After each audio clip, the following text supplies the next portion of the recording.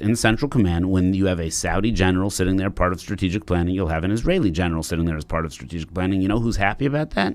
The Saudi general.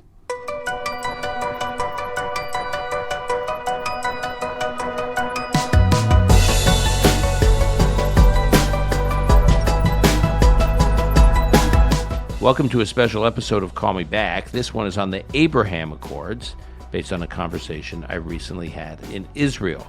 There's a lot going on in Israel. Most of the attention has been on domestic Israeli politics, a heated debate, which we will be discussing in the weeks ahead. But in the meantime, this is a conversation about what's happening outside of the domestic political debate, and that is the further implementation and deepening of the Abraham Accords, which were signed in 2018.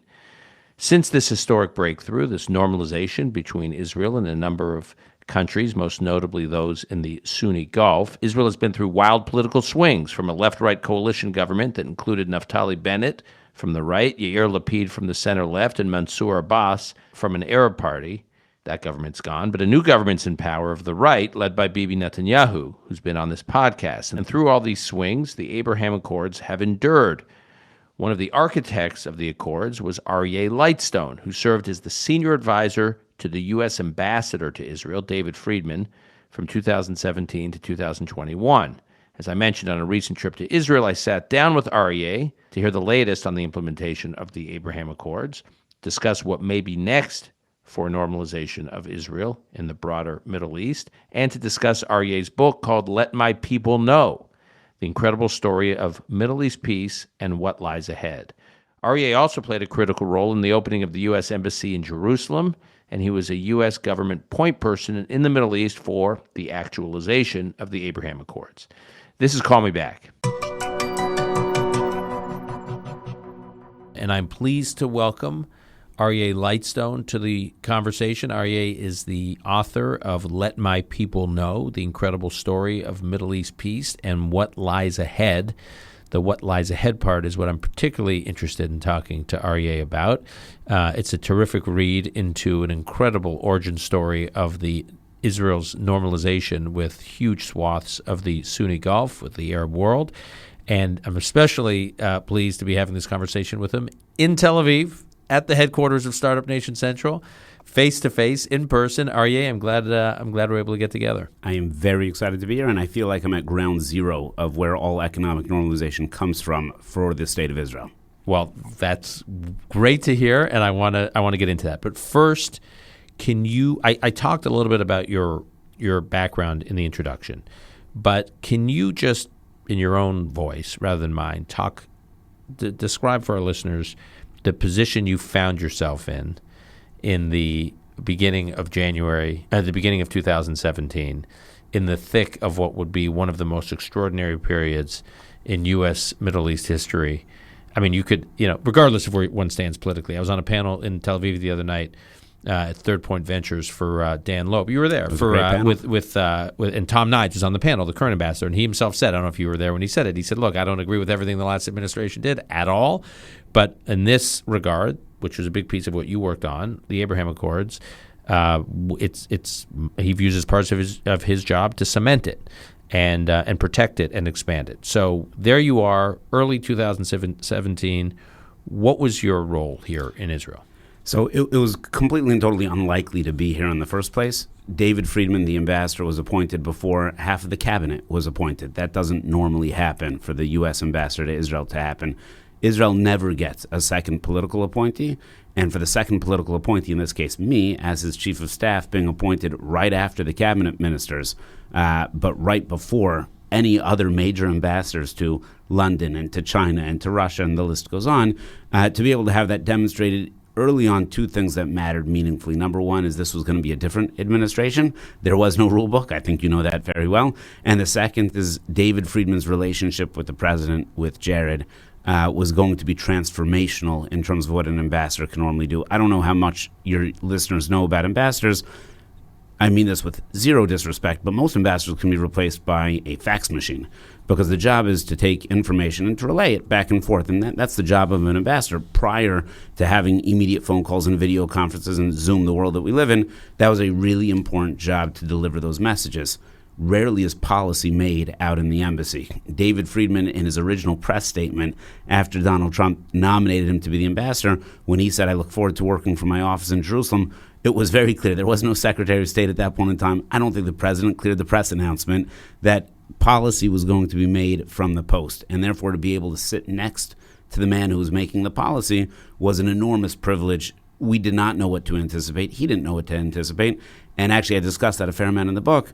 It was because we didn't know so many things. I think so many things were able to be accomplished. So there's a lot you were in the middle of that would be interesting to this audience. But I want to focus on the Abraham Accords, which is the big focus of your book. We're just past the 2-year anniversary of the signing of the Abraham Accords. What to you was most surprising about how the Abraham Accords came together? I mean, I continue to be, completely, I almost have to pinch myself sometimes. Like even in this building we're in right now, when the ambassador to Israel of Bahrain, the ambassador from Bahrain to Israel. But it could be both. But it could be both, right, shows up in Israel. Or the Emirati ambassador to Israel shows up and establishes his post in Israel. They come to this building. They come to Startup Nation Central. They want to talk about economic integration and collaboration and co-innovation on the economic front, not to mention strategic and intelligence issues. And I watch this happen when I see these events or I read about them. I'm like, it's still incredible to me. And I've been involved with Middle East issues and the U.S.-Israel relationship for a long time. It's still incredible to me how it wouldn't have surprised me that if not in my lifetime, something like this would. And then it happened. Right. So it goes without saying it's extraordinary, and yet you were in the thick of it all coming together. So what surprised you the most? So I'll give you one very easy example. There was a tweet 8 days ago where the Israeli embassy in UAE, in Abu Dhabi, has their poll booth for elections. Diplomats have to vote abroad. So they posted election voting for Israeli democracy in Abu Dhabi, something that neither you nor I thought we would see in our entire lifetime. I've now seen that tweet 5 times in the last 2 years. And I commented that because of the frequency of the Israeli elections, it's normal. And the other way to sort of contextualize that is that in the government, especially the State Department, especially foreign policy, especially the further you are from Washington, D.C., the slower things move, the more difficult it is to change the status quo, how none of that applied to the Abraham Accords. Multiply that by the fact that we were in the middle of a pandemic that sees not only America but the entire globe, the middle of COVID-19, pre-vaccinations. Nobody knew what was going on. People were dying, respirators, the whole thing. I mean, we remember what August of 2020 was like. And then you also have the middle of a very polarizing election season where it was not clear who the next president was going to be. Mm-hmm. And all of those things normally freeze everybody. And on August 13th, 2020, 10 a.m., there were 18 of us in the Oval Office. And I was very lucky that David Friedman, Jared Kushner, Avi Berkowitz included me in that group. And we were in the Oval Office. The phone call happens. The president hangs up the phone. And there was a moment of confusion because nobody really knew the enormity of what had just happened. President Trump just hosted a phone call with Sheikh Mohammed bin Zayed and Prime Minister Netanyahu, and the phone call ends, and there was this build-up to get the phone call to happen. Once the phone call happened and the tweet was sent, because that's how foreign policy was made under President Trump, the tweet was sent, and there was this, nobody else in the world knew about this. And the 18 of us in the room just paused, and I remember Stephen Mnuchin, maybe 2 seconds, it feels like 20 minutes, but after 2 seconds of nobody doing anything, leaps out of his seat and leads the 18 of us in a round of applause to the president. And we were applauding something, because the president led it, and Jared Kushner and Pompeo and Friedman, Berkowitz, and a lot of people, Miguel Correa, deserve an enormous amount of credit for bringing that conversation together, the people together. But nobody understood how large this was going to be because everybody anticipated the government would push back, the press would push back, the pandemic would push back, all of those things. And the phone call ends. We got positive press for the first time, I think, ever.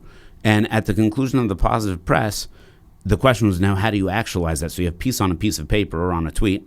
Now how do you get peace in between people? And that became part of my job. I worked with Rob Greenway and Miguel Correa and Avi Berkowitz in order to be able to create connectivity where there was no connectivity anywhere in the world. It was unusual to fly from the U.S. to Israel at that point in time. And now Jared says, please get an El Al plane to fly over Saudi Arabia to land in Abu Dhabi filled with Israelis in 6 days. Go.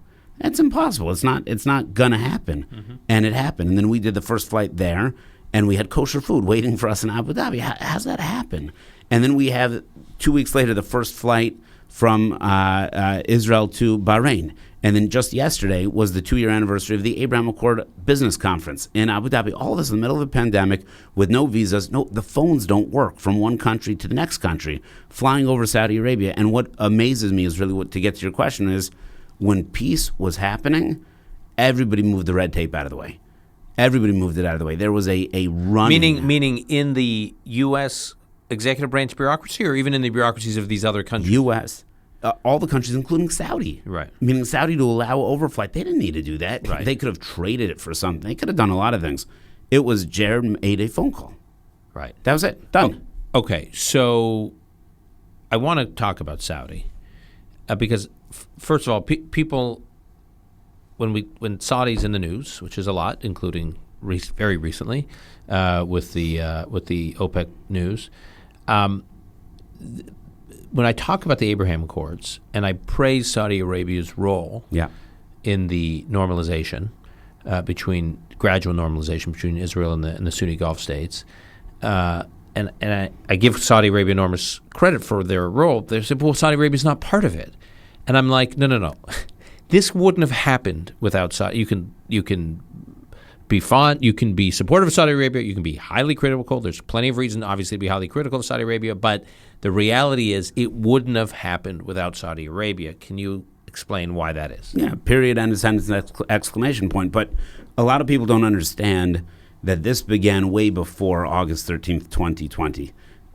It began even before when I'm going to tell you it began. Where I started to see this firsthand was we had the Peace to Prosperity workshop in Bahrain. Now, people who don't know where Bahrain is, which was the second country to join the Abraham Accords, it's a small island connected to Saudi Arabia by via a bridge. Yeah, I've been on that bridge. You've been on the bridge. Yeah. Many Saudis vacation there for the weekend. And in fact, most of the hotels there are built for Thursday night, Friday night, Saturday night, because that's when they're full. They're not really full the rest of the rest of the week. Bahrain is a forward-leaning entity that is connected to Saudi both physically, spiritually, monetarily, economically. It's sort of looking, again, be careful how I say this, it's Puerto Rico versus a state to a great degree. And obviously there are major differences. They have their own king, they have their own, but there's a strong connectivity. You can't move there meaningfully without that, because Bahrain is in the middle of, you've got Qatar and you've got Iran right across the straits. Right. So in the it's a Sunni government with a big Shiite population. Correct. So there's a lot of tensions there. Having Saudi Arabia have its back is very important to Bahrain. Bahrain is not like, flying solo in geopolitics. No, correct. And that would be crazy if they did. In fact, they're not flying solo. Our Fifth Fleet is parked in the Bahraini Bay. Right. Bahrain is Bahrain, and they've been a fantastic ally of the United States of America for literally centuries. Precedes the kingdom, but I'm saying that the king and the family there have been generous to America, to freedom of religion for a long time, to the Jewish people for a long time as well. But it's a complicated region. And Jared, with the king, hosted the Peace to Prosperity workshop in June of 2019, way before there was a peace plan, the deal of the century that came out, way before anybody had heard of the term Abraham Accords. And at that Peace to Prosperity workshop hosted by the Kingdom of Bahrain, they invited Israelis to come and work on what the future of the region should look like. And this was specifically stipulated. They don't want government. They don't want to make it political. They don't want military. They don't want defense. They don't want intel. We know that exists under other channels. But they want to talk about what can the region look like if we just ignored politics, if we ignored religion. So it was Israeli business people traveling to Bahrain. Correct. And I also remember Israeli journalists. Correct. And that was a big deal. And I remember a number of Israeli journalists, in conversations I had with them, were like, I talked earlier about pinching myself. They were pinching themselves, but they couldn't say that. Correct. But they were, because they had to, objectively be reporting on what was. But they were like, hard. Oh my gosh. Correct. They're like, I'm an Israeli journalist. The idea that I'm being credentialed as a journalist without having to have a use a second passport or report from there was another. No subterfuge. Right. They were there as guests of the Kingdom of Bahrain. Right. And there's no world where the Peace to Prosperity workshop happens in Bahrain without the blessing of the Kingdom of Saudi Arabia. There is no way they call the entire region together there, inviting Israeli business people, inviting Palestinian people, saying, let's figure out the future of the region, not litigate the past, without the blessing of the Kingdom of Saudi Arabia. And that was the start. And then fast forward, but I met with a significant Saudi leader in 2015 in the U.S., and I remember him saying, we were talking about Israeli innovation, and he said, look, as far as we in Saudi Arabia are concerned, Israel is the future. He said Israel's the future, the Palestinians are the past. But his point, to finish the thought, he said Israel's the future and we want to bet on the future. Yeah. He effectively said we have a Silicon Valley in our backyard. Yeah. We don't have to fly 15 hours to get to Silicon Valley anymore. It's here. Yeah. It's in Israel, and that's where the future is, and we want to be with the future. And I asked him what the mood was on the quote-unquote Saudi street, the Arab street, because it used to be Arab leaders used to say, look, I understand we have to normalize with Israel. But the street is against it. My government's going to be toppled. And here the Saudi leader was saying the street is with us. Yeah. The street supports normalization. They think our priorities have been skewed in where we have stood historically in the conflict. And we, the street, so to speak, they almost flipped it. Like if we don't start modernizing, the street's going to topple us. Right. If we don't start modernizing, which part of modernizing they viewed as normalization with Israel. So why do you think, had you had more time, Saudi Arabia would have officially normal, or if you had started earlier? Like, is there a world in which I agree with you? There's no question this wouldn't have happened without Saudi Arabia. But is there a world in which it could have happened with Saudi Arabia? So your good friend and my former boss, Jared Kushner, understands the region better than anybody I know. And the language he uses is it's a question of when and not if. And while I don't have those conversations with the leaderships of Saudi or the people who represent the leaders of Saudi, I will give you a couple of points to illustrate that. The first time I landed in Saudi, I was very nervous. I don't take off my kippah anywhere I go, my head covering anywhere I go. But it's easy to do that because I had U.S. security and a big American flag on my lapel when I landed in Saudi the first time, when I landed in Saudi the second time. Now, the third and fourth time that I went to Saudi, I went as a civilian. When I walked around, I was concerned about wearing my kippah, but I decided that I was going to wear it because I was invited. They knew who I was, and I wasn't going to change. I don't think you should change who you are from one situation to the other situation. The amount of excitement there was when I met ministers and deputy ministers and business leaders, men and women, who were both intrigued to see a guy walking around in Riyadh with a kippah on his head, and then to find out where he lives now, where I told him Israel, in order to push a couple buttons. In that case, the response overwhelmingly was, we can't wait to visit you soon. And that was not the case 3 years ago when I was there for the first time.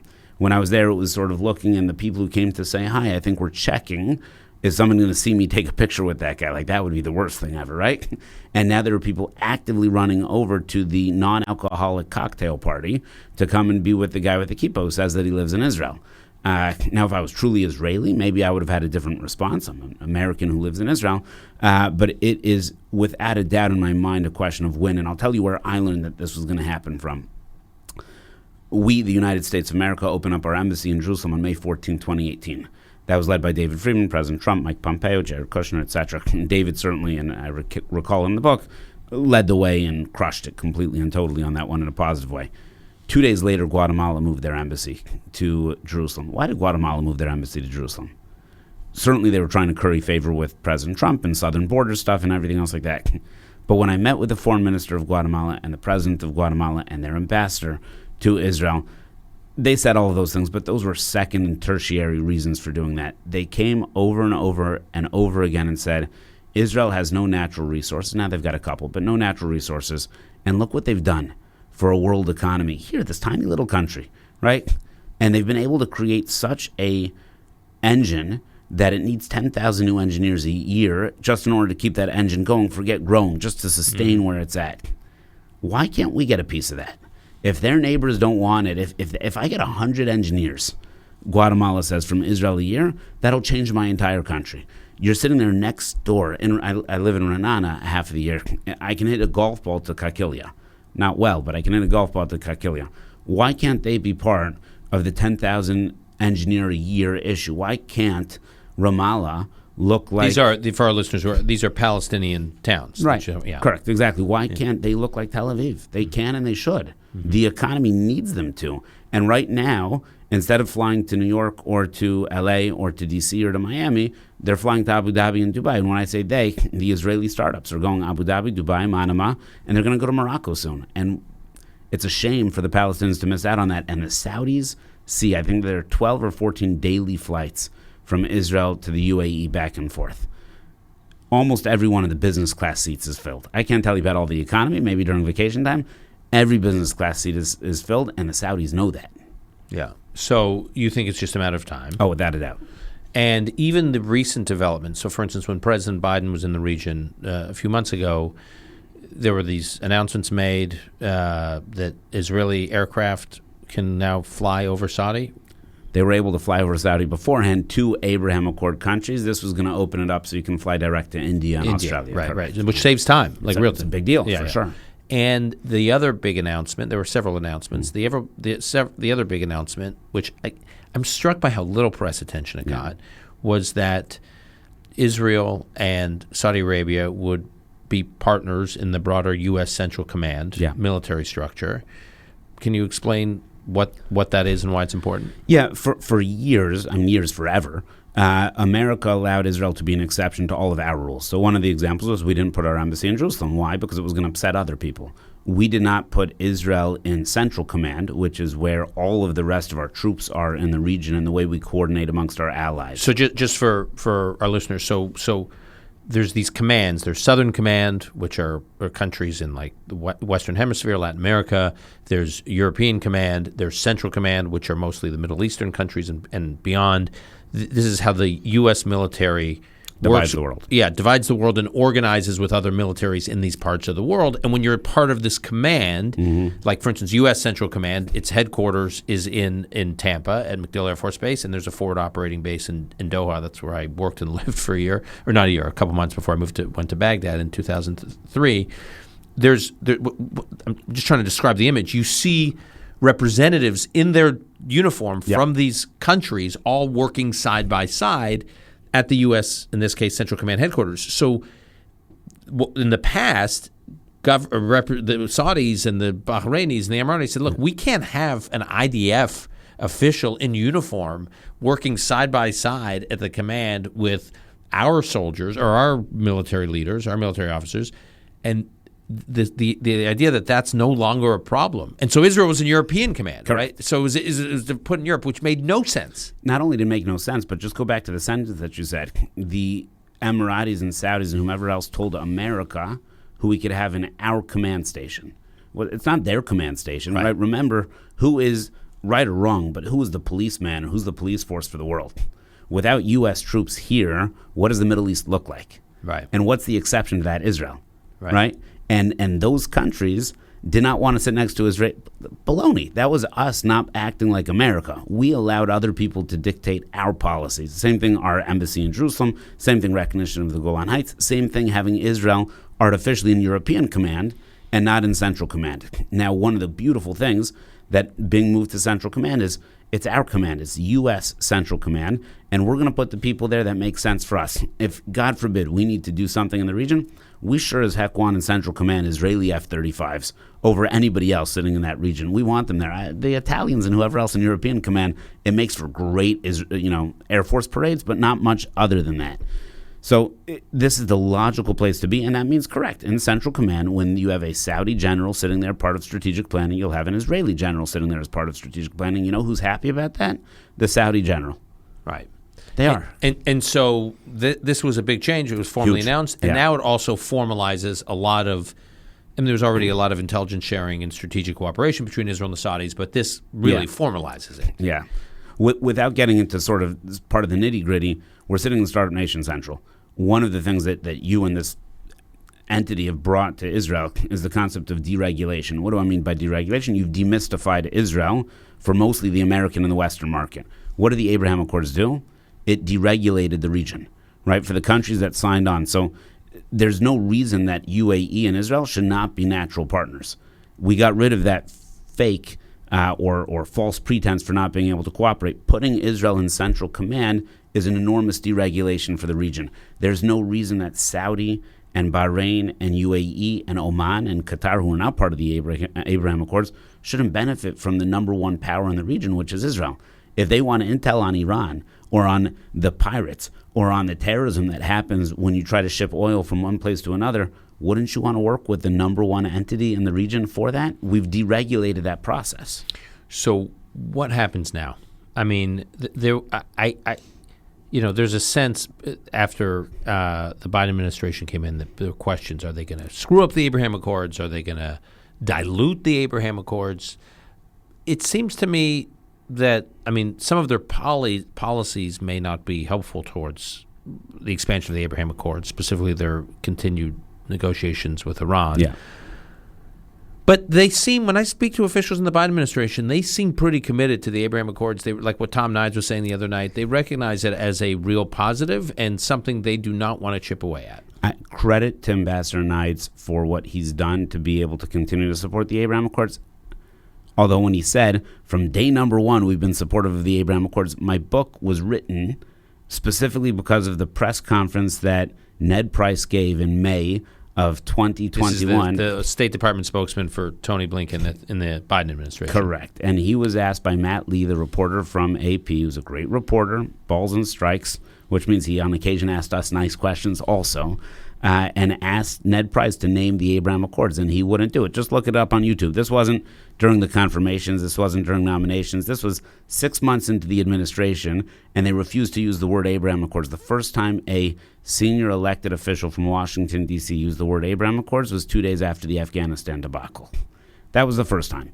Now, coincidence or not, I'm sure that coincidences never happen in Washington, D.C., but this might have been the first time that it happened. This administration needs to do three things, and they're in the interest of the United States. They should not be partisan. Iran is a terrible, malign influence on the entire region. Continuing to try to sit at the negotiating table with them, especially, prior to the women and the protests that are going on in Iran right now, it was ridiculous and frankly on its face stupid to be offering them this deal. But right now I think it borderlines on criminal. We want our kids to see bravery. Turn on a tweet or a YouTube video of these brave 15, 16, 17-year-old women in Iran trying to make a better future for themselves. Every one of them has more courage than any of the Palestinians that I tried to get to go to Bahrain. They have more courage than any of our kids on an American campus or on an Israeli campus. And the fact that we as the United States of America aren't doing more to help them, and at the same time we've got diplomats talking to their, quote, diplomats about engaging them in it's criminal. This is real bravery. We talk about snowflakes on the college campus. Go be an Iranian 16-year-old girl for the day, and you'll see what bravery looks like, and you'll see what microaggressions are. But don't you think the negotiations are effectively frozen now anyway? But by who?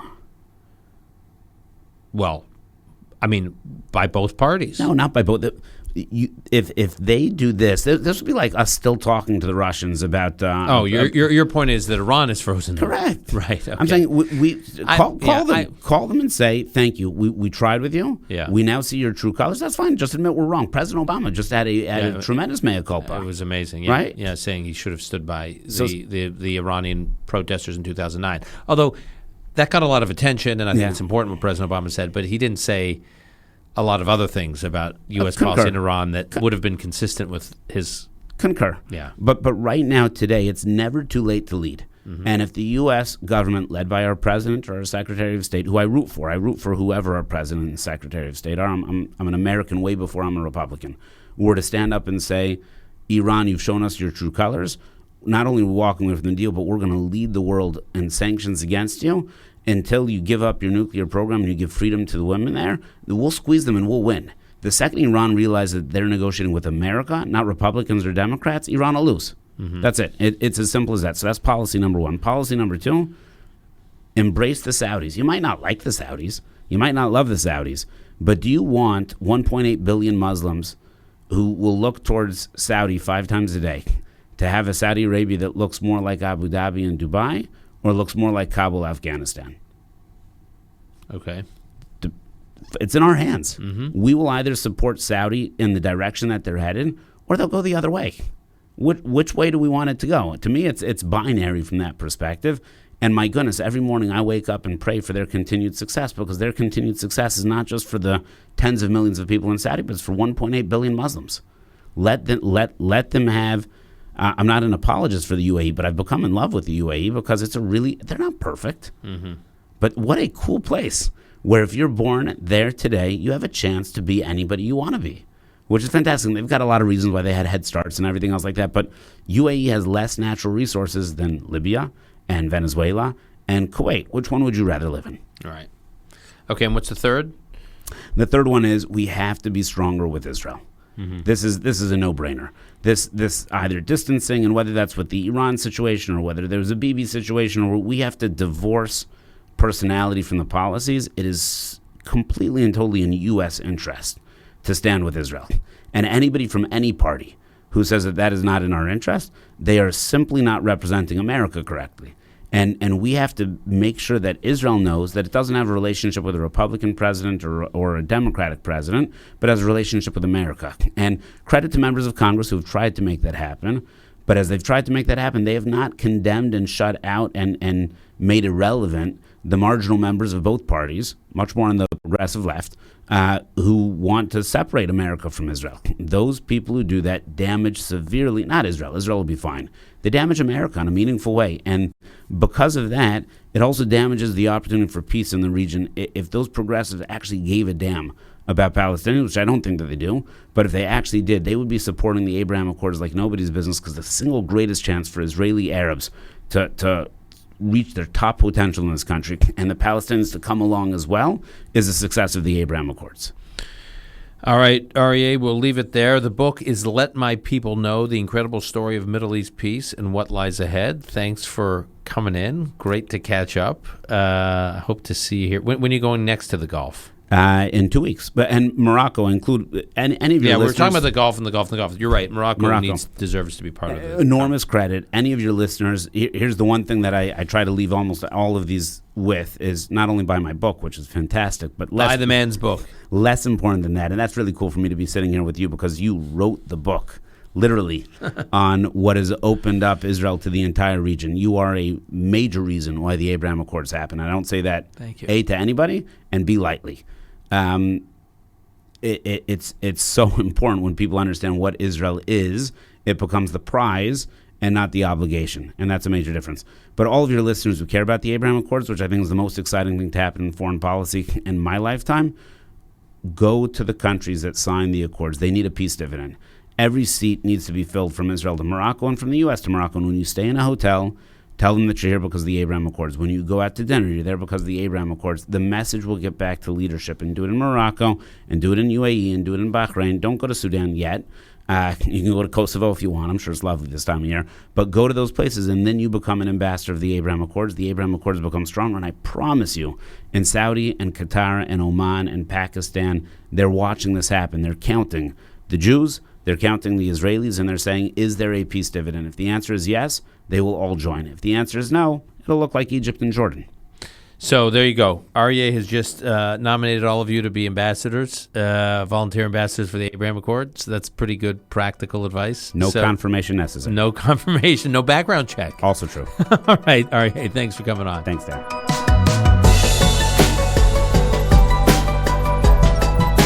That's our show for today. To keep up with Aryeh Lightstone, you can follow him on Twitter at LightstoneA, and you should also order his book called Let My People Know, The Incredible Story of Middle East Peace and What Lies Ahead. Call Me Back is produced by Alon Benatar. Until next time, I'm your host, Dan Senor.